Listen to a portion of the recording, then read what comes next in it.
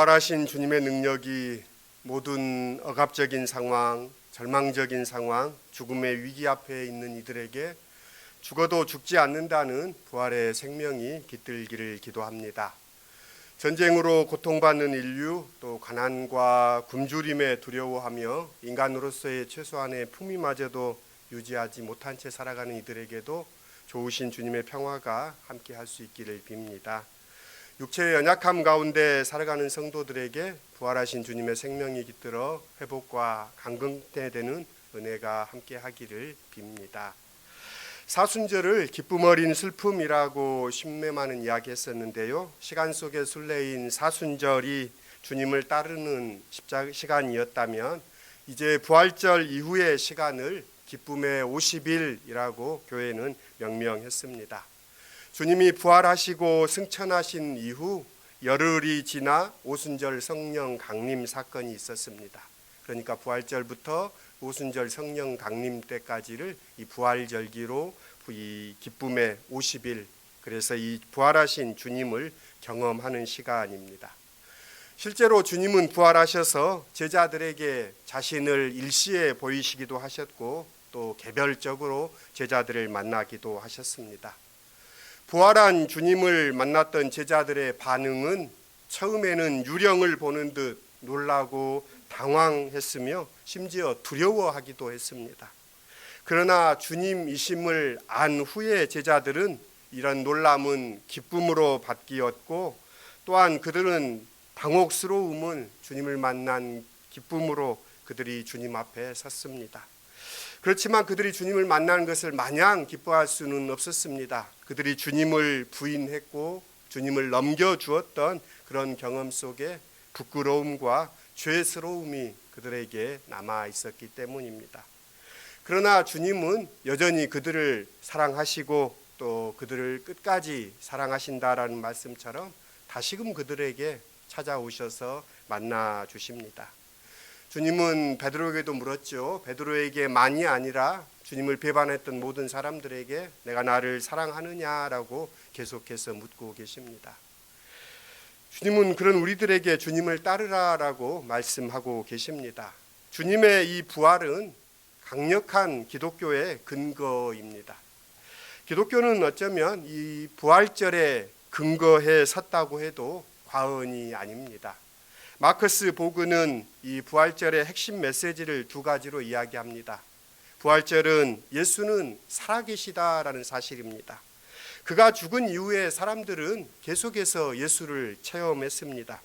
베드로는 고넬료의 집에서 우리는 유대인의 땅과 예루살렘에서 그가 행하신 모든 일의 증인이라고 말합니다. 그들이 나무에 달아 죽였으나 하나님이 사흘 만에 다시 살리사 나타내시어 그를 모든 사람에게 나타내게 하신 것이 아니라 하나님께서 미리 택하신 증인인 우리에게 나타나게 하셨습니다. 그가 죽은 사람들 가운데서 살아나신 뒤에 우리는 그와 함께 먹기도 하고 마시기도 하였습니다라고 증언합니다. 주님은 실제로 마리아와 여인들에게 자신을 드러내 보이시기도 하고 12제자를 비롯한 500여 형제에게도 나타내 보이셨습니다. 또 사도 바울 또한 주님을 만났습니다. 그런 고백은 교회사 속에서 계속되고 있습니다. 많은 믿음의 선진들이 살아계신 예수를 오늘도 체험하고 있는 것입니다. 또한 부활절 메시지는 예수가 주님이시라라는 것입니다. 돌아가신 부모나 배우자를 체험하는 이들도 있습니다. 그런 임사 체험들을 다양하게 보고를 읽습니다. 그러나 그런 체험들을 했다고 해서 그들이 그 체험한 대상자를 주님이라고 고백하지는 않습니다. 그러나 예수의 제자들은 부활하신 주님을 만나고 그를 자신들의 주요 그리스도요 하나님이라고 고백하는 것을 우리는 대하게 됩니다. 이 고백은 많은 의미를 담고 있습니다. 가이사나 세상의 권력자가 주님이 아니라 십자가에 못 박혔다가 살아나신 그분이 주님이시라는 사실입니다. 그러기에 이를 믿는 사람은 죽어도 죽지 않습니다. 지금 눈에 보이는 이 세상이 다가 아니라는 것을 우리는 믿습니다. 하나님의 나라가 아직 오지 않았고 우리에게 좋은 것들은 오고 있다는 것을 우리가 믿고 신뢰합니다. 죽어도 살아날 것을 열망하는 힘의 근거는 이 부활에 있습니다. 꽁꽁 얼었던 대지에 죽었던 생명들이 마침내 대지를 밀어 올리고 일어서는 것처럼 부활의 생명은 우리의 어두운 현실을 밀어 올립니다. 우리를 끌어내리는 인력에서 부활은 우리를 은혜로 끌어올리고 고양시킵니다. 예수님의 부활이 없었다면 기독교는 지금까지 존재할 수 없었을 것입니다. 물론 교회도 없었고 우리와 같은 기독교인들도 없을 것입니다. 예수님의 부활 이후에 교회가 세워졌으며 모든 기독교의 신앙이 그 부활 위에 자리하고 있습니다. 예수님의 제자들은 예수님을 열정적으로 추종했지만 대부분의 제자들과 무리들은 공생애 동안 예수를 그리스도로 고백하지는 못했습니다. 예수를 그리스도로 고백한 제자도 몇 있었습니다. 그러나 그 고백은 너무나 취약했습니다. 그 고백마저도 위협과 십자가 앞에 무너져 버렸습니다. 제자들은 예수님의 부활을 목도하고 성령 충만하여 예수님을 그리스도라 확고하게 고백하게 됩니다. 부활하신 예수를 경험한 후에 제자들은 예수의 증인이 됩니다. 부활을 고백하는 사람들의 모임이 바로 첫 기독교 공동체였습니다. 그래서 교회는 부활의 공동체입니다. 그렇게 오늘도 우리 안에 예수님의 이 부활에 대한 증언이 우리 안에 사라진다면 어쩌면 교회가 아닐 것입니다. 이 기쁨의 50일 이 부활절기 기간 동안 우리가 이 부활하신 주님을 소망하고 만나고 그 부활의 증인으로서는 우리 모두가 될 수 있기를 소원합니다. 복음서들이 전하는 부활 서사는 아침 일찍 예수의 무덤에 간 여인들의 일화로 시작됩니다. 이 여인들은 빈 무덤을 가장 먼저 보았고 또 무덤가에 흰옷 입은 천상적 존재들로부터 예수의 부활 소식을 들었으며 제자들에게 부활 소식을 전해주는 이들입니다. 여기까지 네 복음서는 모두 일치하는 내용입니다. 이 여인들의 중요성은 이들이 예수의 부활 소식을 제자들에게 전하라는 천사의 명을 받았고 받은 말씀에 따라 제자들에게 알렸다는 데 있습니다. 그런데 오늘 우리가 읽었던 본문 요한복음은 막달라 마리아와 예수의 만남 이야기를 자세히 들려주고 있습니다. 오늘 본문은 주간의 첫날로 시작합니다. 이 주간의 첫날 안식일이 지나고 오늘 그리스도인들이 일요일을 주일이라고 부르는 오늘, 이 오늘이 이 주간의 첫날입니다. 그래서 이 주간의 첫날에 역사의 위대한 변곡점이 시작됩니다. 새로운 창조가 일어나는 날이라는 말입니다. 이른 새벽을 배경으로 합니다. 이른 새벽은 어둠이 빛으로 교차하는 시간입니다. 믿음의 사람들은 역사의 새벽이 그냥 저절로 오지 않는다는 것을 알고 있습니다. 누군가가 간절히 기다렸던 사람들이 있었기에 역사의 새벽이 오고 있다는 것입니다. 온 몸으로 어둠에 맞선 이들이 일으킨 섬광이 모일 때 기적처럼 새벽이 밝아옵니다. 물론 지극한 어둠을 물리치시는 분은 하나님이십니다. 막달라 여인 마리아가 무덤에 갔습니다. 그런데 무덤을 막고 있던 돌은 옮겨져 있었습니다. 요한의 설술은 담담하게 이를 데 없습니다. 큰 지진이 있었거나 번개 같은 모습의 천사들, 돌을 굴려냈다는 드라마틱한 그런 기사는 등장하지 않습니다. 다만 요한복음은 당황한 마리아의 슬픔만을 표현하고 있습니다.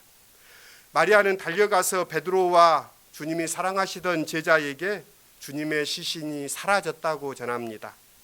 소식을 듣고 베드로와 요한이 무덤으로 달려옵니다. 먼저 도착한 요한은 무덤을 들여다보았고 뒤따라 도착한 베드로는 무덤으로 들어가 예수의 누우셨던 곳을 살핍니다. 예수의 시신을 쌌던 삼배와 수건이 개켜진 채로 놓여 있습니다. 그들은 비로소 막달라 마리아의 말이 거짓이 아님을 알았습니다.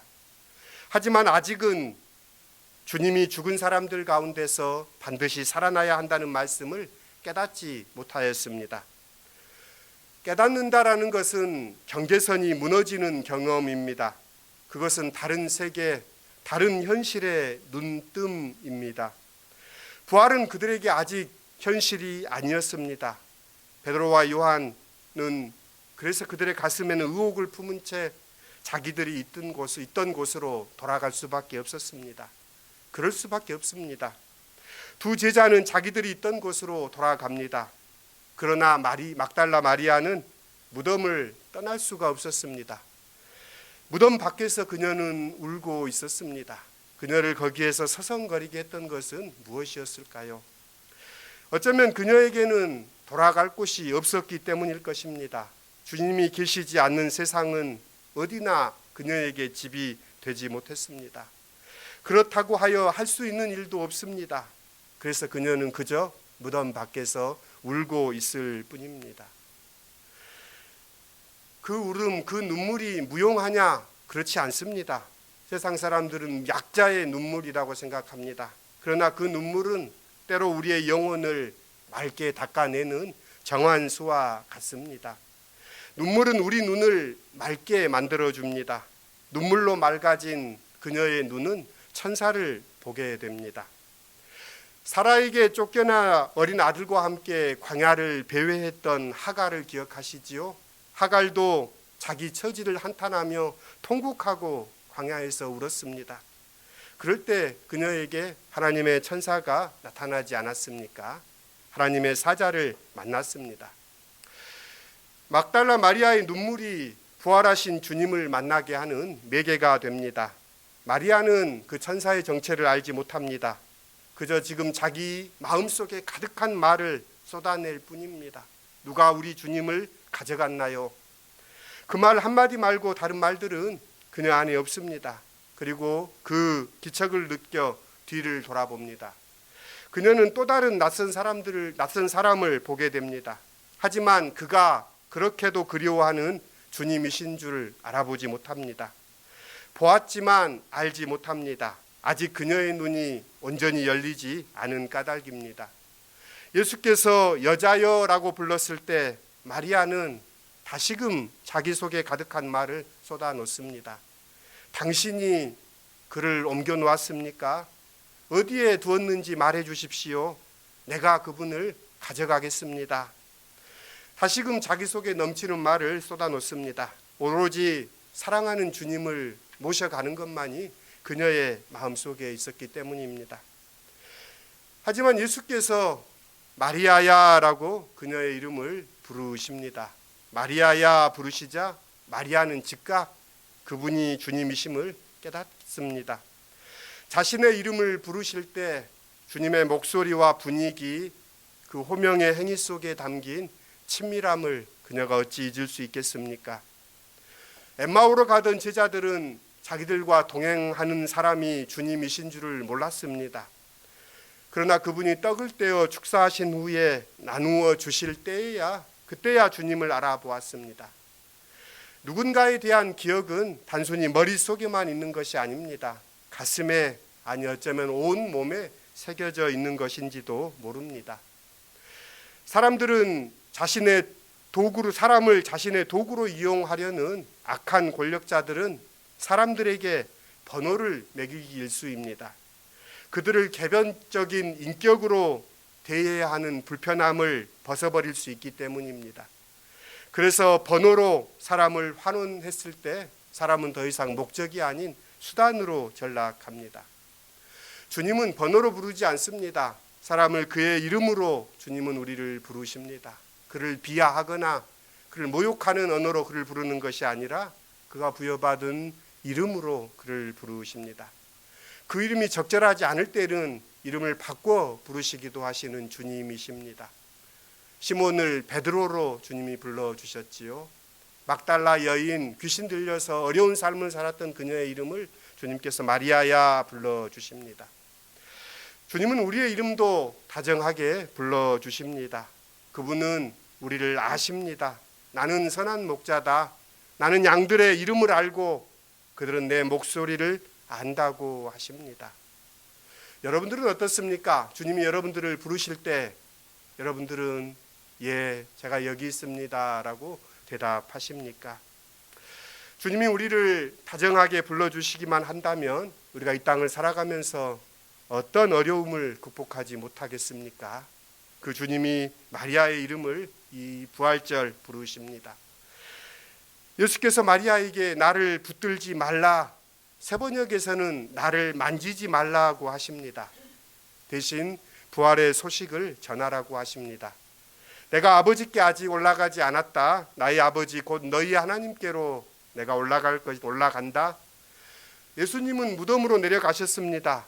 그리고 이제 부활하셔서 하늘로 오르십니다. 낯선 곳이 아니라 보내심 받은 분의 품으로 가는 것입니다. 막달라 마리아는 부활의 첫 소명을 받은 여인입니다. 오늘 본문에서 여기에서 부활이 갖는 모호함에 대해서 생각하게 됩니다. 오늘 본문은 나를 붙들지 말라라고 말씀합니다. 나를 만지지 말라고 막달라 마리아에게 말씀하셨던 주님은 도마에게는 나를 만져보고 믿음 없는 자가 되지 말고 믿는 자가 되라고 말씀하십니다. 누구에게는 만지라 하고 누구에게는 만지지 말라라고 하는 것, 이것이 부활의 모호함입니다. 왜 붙들지 말라, 만지지 말라고 하셨을까요? 이 본문을 생각해 봅니다. 만지는 것만이 믿음이 아니기 때문입니다. 만져서 믿는다면 어쩌면 그것은 믿음이 아닐 것입니다. 어쩌면 부활이 갖는 속성은 떠남이요 부재입니다. 계시지 않지만 계시는 것, 이것이 부활이 갖고 있는 속성입니다. 부활절에 제자들이 예수시다라고 깨닫는 순간 예수님은 그 자리에 부재하십니다. 그러나 부재한다라고 생각했던 그 자리에 예수님은 와 계십니다. 이것이 부활이 갖고 있는 모호함이요 신비요 역설입니다.